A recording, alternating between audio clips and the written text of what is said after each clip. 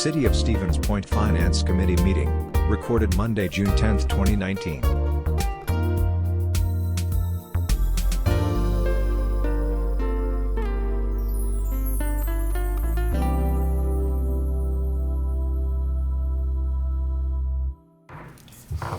Call the Finance Committee to order at 7:30 for the June meeting. We'll go right to the first item.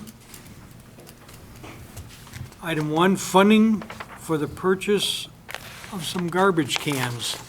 I think Corey will cover that. Yeah. There was a memo that you had, so. Yep, the memo is attached. So this was a request from the Department of Public Works. They indicated that they are running low on the larger 95-gallon garbage carts. So they've requested $25,123 to get some new ones. That'd be a full order for 427 carts. Typically, this would be a capital request, and that's how we got more garbage carts the last time. However, that request wasn't submitted from Public Works during the last budgeting cycle, so that's why it's before you now.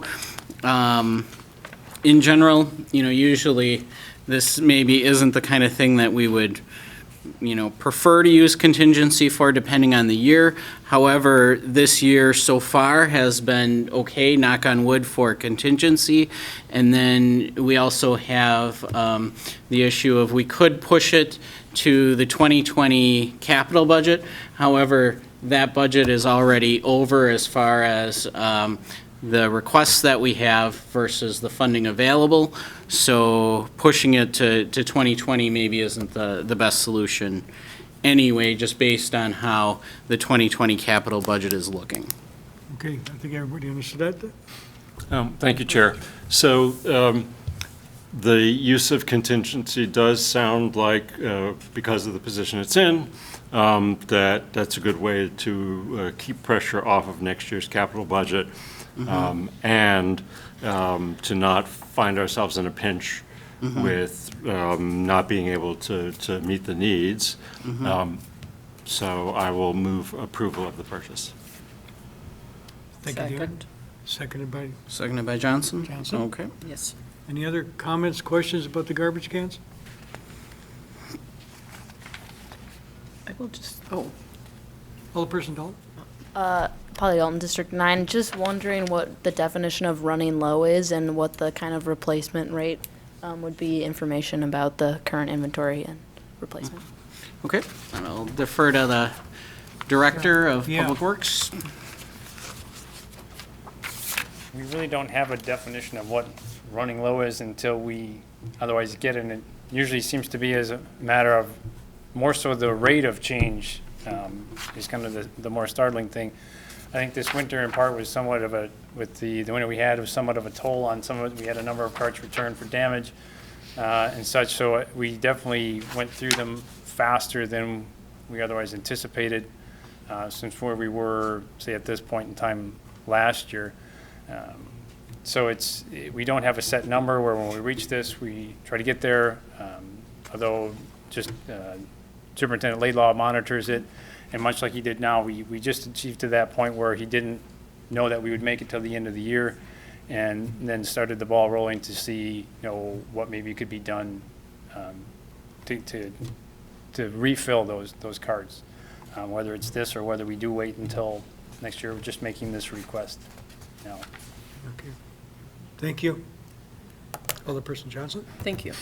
Mr. Chair, number one, I remember when we got these carts, I was working for Portage County for the Solid Waste Department, and a lot of those are original carts. I think that was 2005, 6? 2008, I believe. Okay, so they've been around 11 years, and many of them, and these things are really rugged.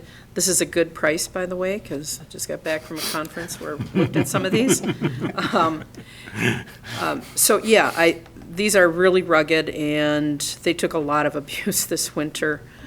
Snowplow wasn't friendly to them, the snow wasn't, cars weren't, and unfortunately, sometimes people walk off with them. So I think Public Works does a good job, street department, of repairing them and trying to make them, salvage them, but at some point, they're just junk. Thank you. Any more questions or comments from the committee? Alderperson Nabel. Thank you, Chair. Cindy Nabel, District 3. Two questions. One question is, do people, if they have damaged carts, do they pay a portion of it at least, or something of what to replace? And secondly, because of them being the big ones, those usually aren't just regular homeowners that have the large gallon, 95-gallon ones. So I was wondering if, another thought would be is to wait and do half of them at this time from contingency and then try to budget for the other half of it. It's just an extra way of getting a better view of what do we really need from people. Most of the big ones are for the student rental, the majority of the time. And I'm just wondering if that would be, if there's charges for these when they do get them back and say that they've been damaged. Yeah, so I guess to answer the first question, it depends on the circumstances of the damage, at least that's what Public Works had indicated to me.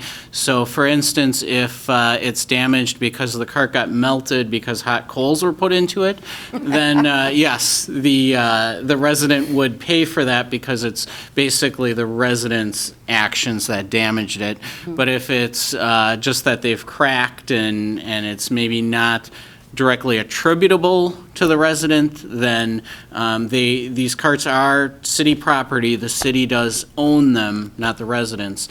So in that case, the city would cover the replacement if it's normal wear and tear, or if it's more likely to be related to the garbage trucks picking them up and down. Sure. The second thing then would be that if they are, people are given one, I mean, each household is given a cart for recycling and one for garbage, and I'm wondering if there are extras then at a place that is paid for by the property owner, is that correct? Yes, depending on how many they have. So for instance, if you wanted to get a larger cart, you wanted to upgrade your cart from the 65-gallon to the 95-gallon for whatever reason, could also be because you have a big family. You can do that for a fee. Right. To upgrade to the larger cart size. And then if you need an extra cart picked up, then there is an additional fee. So for some of the rentals, there are some rentals that do pay a fee for having an extra garbage cart. And that's actually a yearly fee for the service of the extra garbage cart. Okay, we are getting a bunch, well, we'll be getting quite a few back, I don't know what size they are, on Briggs Street, because those properties are now non-taxed. In fact, they've been not taxed, but getting services since back in October, when they went off of the records for paying any city taxes, so through the university. So now they've been having service, and I think I heard that that'll be quitting in July. But I also want to bring that up, is that does bother me, that there's no way of recovering for the city, for all of us that paid for those months, that now we have no taxes coming from those property, of those homes that are there, and they won't be getting service now, but they've been getting service for quite a few months. So I want to bring that forward. Thank you. Alderperson Johnson. Thank you. I just want to remind everybody, the way this was originally set up, the 65-gallon cart was intended to be your garbage cart. The idea is to have a smaller cart for garbage and a much larger cart, the 96-gallon cart, for recycling. So, you know, I just want to remind everybody that's what the original intention is. That's why we do charge extra. If you want a 95-gallon, 96-gallon cart for garbage, you're going to get charged for it. Yeah. Okay. All your questions answered? Sean? I'm all good. Oh, I thought, Okay, and we do have a motion and a second on the floor. Right. okay, we do. So, That's yeah, it? yeah, the motion was, Any more motion by questions? Shore, seconded by Johnson, yeah, to approve. Well, we'll call for the question. All in favor of the motion, say aye. Aye. Any opposed? Hearing none, motion is passed. Item 2, consideration of proposals for developing a strategic plan. You had a memo in your packet from Michael Ostrowski. and hope everybody read that. And what are your comments? Well, what's the requirement in terms of acting or not acting? I mean, I understood the recommendation, right, which is to basically not take any bids and kind of go back into the market with a clearer sense or, focused on the right kinds of firms. But in terms of, like, the bids came in, do we need to do anything to reject them, or? I mean, I know that we did solicit a request for proposals, and that we did receive 2 proposals. So I think Director Ostrowski had requested this item beyond, so. Sure, there's no formal requirement that you reject, since they're professional service, so we don't have to reject bids. But I felt it was important to bring in front of you for your consideration. We did provide you with the proposals. After reviewing them, we felt that they really just didn't meet the city's needs and given the price range that they were looking at. Financially, it wasn't doable this year as well. So with this, we're just looking for your consideration. If you're okay with us going out and seeking firms and getting a more customized quote for those services, that's what we're looking at doing here. But I felt that it was important to bring to you for your consideration at least. Thanks. Thank you, Michael. Can you stay there for a minute in case we have a couple more questions or whatever? Sure. President Johnson? Thank you, Mr. Chair. First, to the 2 companies who submitted the proposals, I guess I want to say thank you because there's a lot of work that goes into it. They throw their dollars out there to show them, I mean, we all know what their prices are. So it's always kind of hard when, proposals or bids get scrapped. Saying that, they just were not a good fit for us.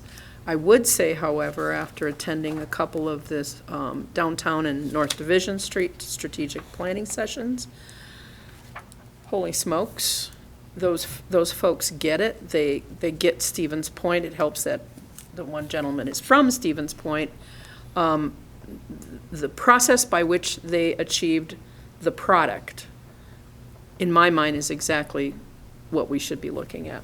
So kudos to them. It's just a well-defined process, great stakeholder buy-in, great vision. And they did all of that without the city yet having a massive strategic plan with a mission and vision and goals. So I would strongly urge consideration of that organization. So they did submit a letter of interest, just didn't have the time to put together the full proposal. In addition, they would work with a sub-consultant on that who wasn't available at that time. Okay, any more questions for Michael? Thank you, Director. I guess, what action do we take? None. Deny both the proposals, I would think. I'll move to reject the 2 proposals. Second. Seconded by Johnson. Okay. Any more comments or questions? None? Hearing none? All in favor of the motion, say aye. Aye. Any opposed? Hearing none, motion is carried.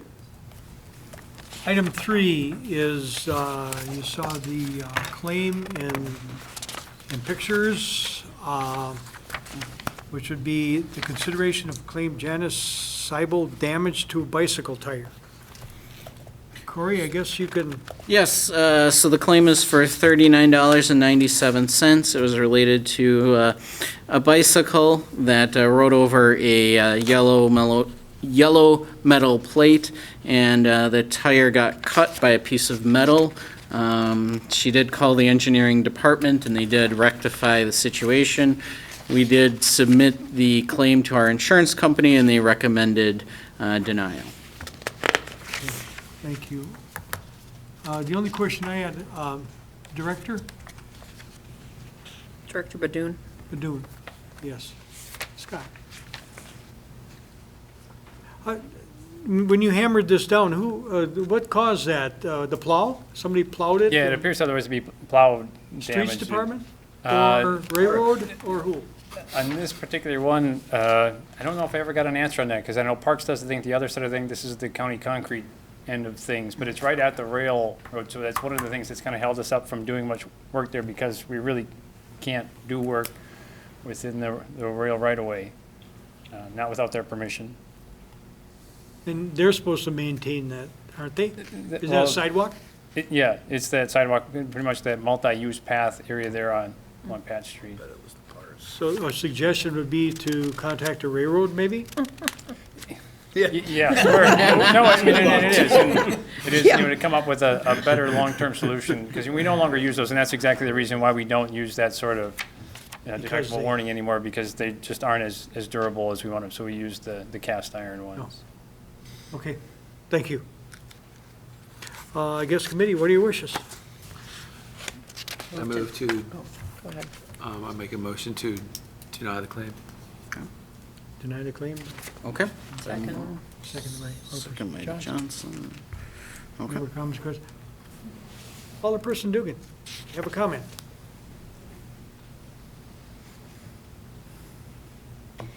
I think it's probably important for all of us to remember, or perhaps I just need clarification. Correct me if I'm wrong. But in general, the city does, really has no liability based on the assumption that we do reasonable inspection, reasonable maintenance of all of our streets and our sidewalks. That's come up before. And I think this could be a representation of that, even though the railroad must be involved too, so, yeah. But it's important for people to realize that. Thanks. Thank you. Any more comments, questions? See none, motion's on the floor. All in favor of the motion, say aye. Aye. Any opposed? Hearing none, motion is carried. Item 4 on our agenda is, approval of the claims. I have no questions. Okay, and then just one thing that I wanted to note is, based on the request from last month to try something new, and we included a list of just claims that are 50,000 or more. So the page 1 is just your larger claims that you can see if you just want the quick summary of the big stuff. And then we did also include the traditional list that you're used to seeing, because I know that some older persons still want to see the full list. So this way, hopefully, we have, something that works for everyone, I guess. Yep. Well, I was the one who had made the request to have the exceptional, and I appreciate that, thank you. Any more comments, questions, motions? Alderperson Swinsky, I'll move approval of the payment claims. seconded by Me. Morrow. More, okay. Okay, motion, second on the floor. Call for the question. All in favor of the motion, say aye. Aye. Aye. Any opposed? Motion is carried. We already paid the bills. Yes, we Okay, did. item 5 is adjourn into closed session approximately 7:20. Well, it's 7:47.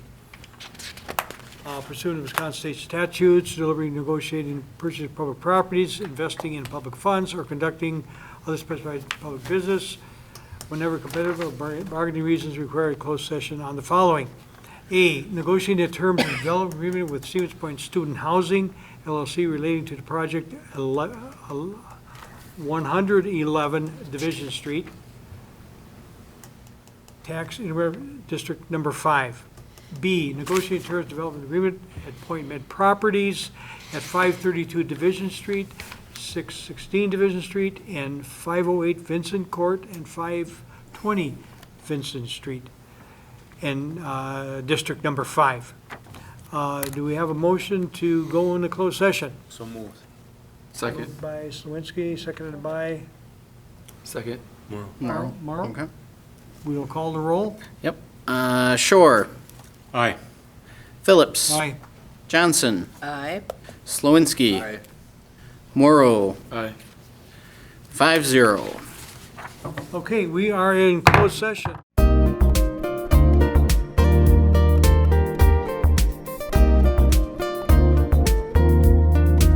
Videos of these meetings are available for viewing on the city's website, stevenspoint.com/videos.